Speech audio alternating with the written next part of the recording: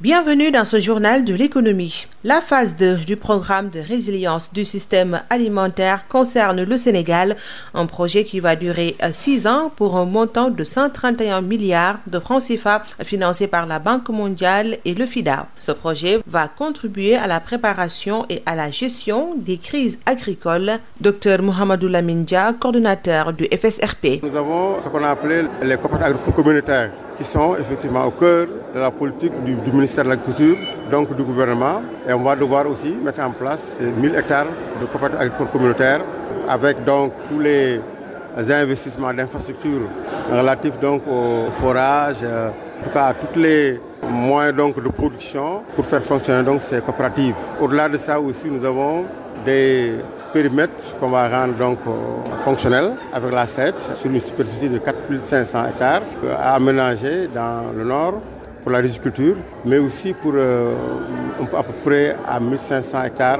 qu'il faut faire dans la zone donc du Djouloulou et 1000 autres hectares qu'il faut aussi faire. Et aussi dans l'élevage aussi, nous avons beaucoup d'actions au niveau de l'élevage avec donc la construction de quelque chose comme 100 parcs à vaccination qu'il faut faire à travers le Sénégal.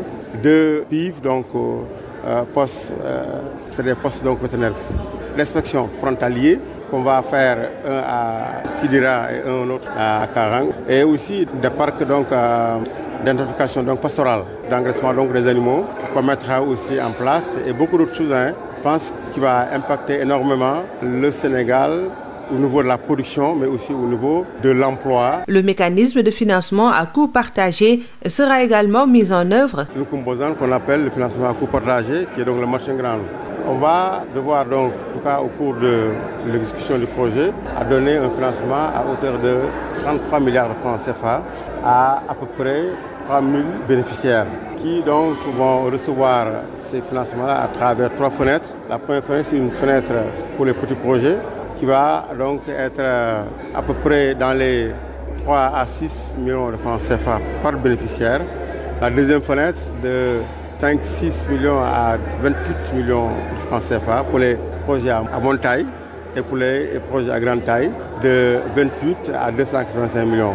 Et donc effectivement, naturellement, vous verrez que l'impact serait donc en tout cas un emploi. Donc le projet va résorber donc en tout cas le problème d'emploi, en tout cas une partie, puisque comme je l'ai dit tout à l'heure, 3000 bénéficiaires qui vont aussi utiliser d'autres personnes. Ça va être donc des fermes qui vont être mises en place. C'est tout pour aujourd'hui. Rendez-vous demain pour un autre journal de l'économie. C'est tout pour aujourd'hui. Rendez-vous demain pour un autre journal de l'économie.